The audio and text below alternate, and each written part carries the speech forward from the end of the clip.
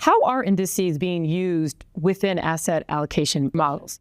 Two ways we see index providers playing a role in model portfolios and asset allocation model portfolios is one, at the asset allocation framework construction. Index provider data is key to generating things like capital market assumptions that form the backbone of their models framework. The second place we see them playing a role is at the product selection level. How do you use indices in your practice today, and how has that evolved in recent years? Niko, we'll start with you. I think that how we're using indices obviously is in model portfolios, as both Brendan and Brandon were speaking about. And in using these indices, we always talk around the office, we say, standardize the process, customize the advice. So we're able to spend time with our clients during the work hours. Clients don't necessarily want to be having a meeting at 8 o'clock at night. That allows us then to do our investment research on the weekends and at nights outside of market hours, because when clients want to speak, they want to speak during normal hours, that is, right?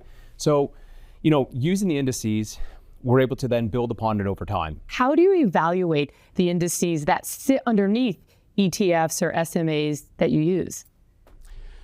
So if I'm looking at a really esoteric corner of the market, I look to see who built the index. And I was really pleased to see in your research that other advisors feel the same way that I do. The other thing that's important to me when evaluating an index provider is, does the index provider have the capability and resources to evolve their index as the underlying companies evolve across time? All right, Brandon, let's get back to what role does direct indexing play in expanding index use, and how is index design evolving to support that? There's a handful of things that you can do with direct indexing that are fairly unique when you're comparing them to other conventional wrappers like ETPs and mutual funds.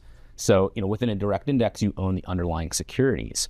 And so what you're able to do is address this concept of scale that we've talked about with financial planning and rules-based structures, but also customization. And those two things tend to be historically oxymoronic, or at least kind of a zero-sum game where you have to kind of weigh the benefits of customization or scale. And what we're finding is, based on this convergence of factors, that a lot of asset managers and wealth managers alike can deliver both at the same time, right? It's no longer a zero-sum game. And so as we think about this as an index provider, indexing is in the name, direct indexing, right? So we are product agnostic, we are wrapper agnostic, and so most direct indexes or indices exist within an SMA or with now in a UMA structure.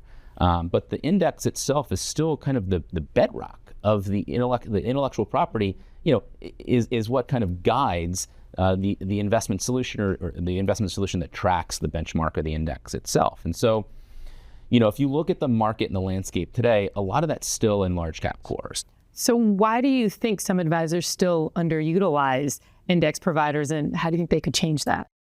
There's a gap between those who are using index-based product and those who are engaging or are using content from index providers. How do we see that gap closing?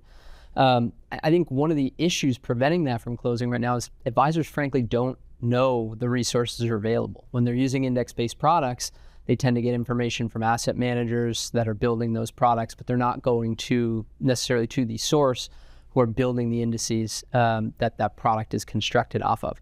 What are some of the tools provided by S&P DJI that you've found most useful in this practice? Knowledge is like an island. The bigger it gets, the more there's to explore. And so we're always trying to say okay, well, we understood this about the index. How can we take it to the next level? Where can we learn about this or that? And so, like you were saying, having those white papers, you can consume it when you want to consume it, right? And you're not being pushed into a product. And so it's education. You're saying, okay, do I want more of this in my portfolio? Do I want less of it? And if I did, where do I swap it? And then because it is rules-based, you can go and back test it. So I always tell our clients, we look at making trades as like taking a test. You want to spend more time preparing for the test than actually taking the test. So you want to be researching and studying ahead of time, not just making willy-nilly trades in the force of a market, ripping up or down, right?